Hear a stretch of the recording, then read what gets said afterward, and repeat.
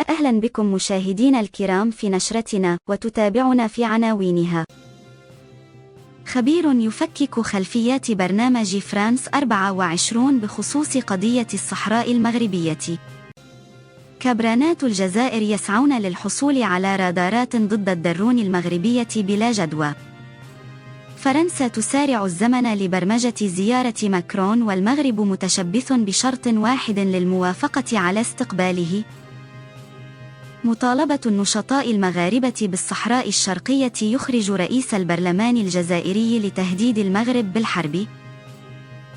ونبدأ نشرتنا خبير يفكك خلفيات برنامج فرانس 24 بخصوص قضية الصحراء المغربية. اعتبر الخبير الأرجنتيني المتخصص في العلاقات الدولية والقضايا الاستراتيجية والأمنية أدالبرتو كارلوس أغوزينو أن القناة الفرنسية الرسمية فرانس 24 فقأت عين الحقيقية فيما يتعلق بالصحراء المغربية من خلال الترويج لمغالطات وادعاءات زائفة لا تمت للواقع بصلة، مما جعل هذه القناة العمومية تقع في سلسلة أخطاء مهنية وانزلاقات خطيرة في برنامجها من 5 دقائق الموجه للرأي العام بأمريكا اللاتينية. وفي تصريح لقناة الأخبار المغربية M24 دحض الخبير والكاتب الصحفي الأرجنتيني جميع الادعاءات الواردة في البرنامج المذكور، مذكرا بأن الصحراء كانت على الدوام أرضا مغربية وجزءا لا يتجزأ من التراب المغربي، وأنها قبل الاستعمار الإسباني لم تكن أرضا خلاء كما زعمت القناة الفرنسية، بدليل وجود علاقات البيعة بين القبائل الصحراوية وسلاطين المغرب. وعليه فعندما غادرت إسبانيا الصحراء فقد أعادتها لصاحبها الشرعي والحقيقي ألا وهو المغرب. وشدد أغوزينو على أن النزاع حول الصحراء مصطنع من قبل الجزائر ويعود لزمن الحرب الباردة، معتبرا أن الجزائر والبوليساريو يمنعان بكل السبل تنظيم عملية إحصاء للمحتجزين بمخيمات تندوف جنوب الجزائر وليس اللاجئين كما تدعي فرانس 24، مذكرا بأن الهم الوحيد للبوليساريو ومن يقف وراءها هو اختلاس المساعدات الإنسانية التي ينتهي بها المطاف في الأسواق السوداء الإفريقية، كما سبق ونددت بذلك العديد من المنظمات الدولية والأوروبية على وجه الخصوص. وفي موضوع آخر، كبرانات الجزائر يسعون للحصول على رادارات ضد الدرون المغربية بلا جدوى بعدما أصبحت تشكل لهم بعبعا يقض مضاجعهم ومضاجع صنيعتهم بوليزاريو. يسابق كبرانات الجيش الجزائري الزمن منذ 2022 دون جدوى للحصول على أنظمة رادار مضادة للطائرات المسيرة التي تتحوزها القوات المسلحة الملكية منذ 2021، والتي أعادت الأمن والاستقرار إلى المنطقة العازلة وأوقفت ميليشيات الجبهة الانفصالية عند حدها. الطائرات المسيرة التي تحصل عليها المغرب خاصة من إسرائيل جعلت العسكر الجزائري يركز جهوده للحصول على أنظمة الرادار القادرة على رصدها، فكان أن لجأ الكبرانات عبر زعيمهم السعيد الشنقريحة إلى فرنسا مستجدي تمكينه منها خلال زيارته الأخيرة على باريس، وهو أمر أكدته مصادر موثوقة لنشرة مغرب انتليانس. وبينما داهن الكابراني الشنقريحة الفرنسيين للتزود برادارات أراد منها مساعدة ميليشيات بوليزاريو التي تخوض حربا بالوكالة ضد المملكة المغربية، فإن واقعة أميرة بوراوي الناشطة الجزائرية التي انفلتت من أصابع العسكر الجزائري بأمر رئاسي فرنسي جعل الأمور تنقلب إلى غير المأمول من لدن النظام العسكري ليبحث عن مزود آخر غير المام فرنسا.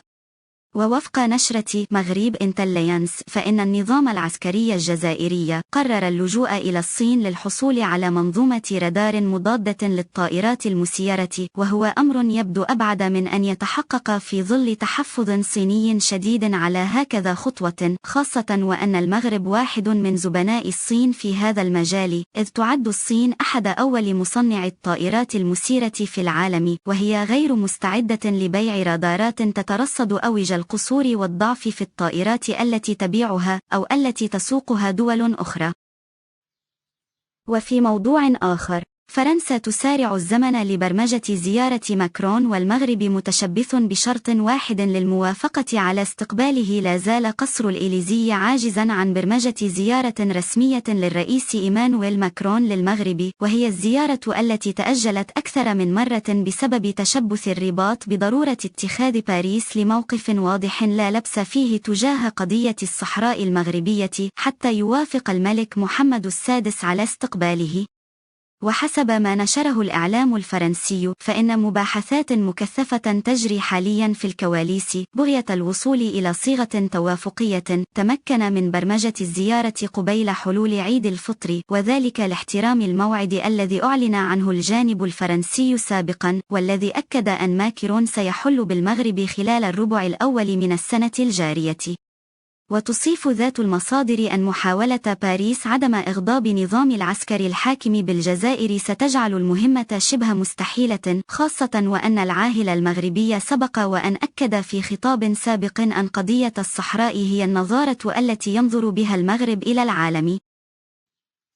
وفي موضوع آخر، مطالبة النشطاء المغاربة بالصحراء الشرقية يخرج رئيس البرلمان الجزائري لتهديد المغرب بالحرب. اتسعت رقعة مطالبة النشطاء المغاربة عبر مواقع التواصل الاجتماعي باسترجاع أراضي الصحراء الشرقية التي تسيطر عليها الجزائر عقب الاحتلال الفرنسي، حتى أحدثت رجة داخل الشارة الشرقية، خاصة بعدما أطلق البعض من الجزائريين وسما هاشتاغ على مواقع التواصل الاجتماعي بعنوان حابين ياكلون.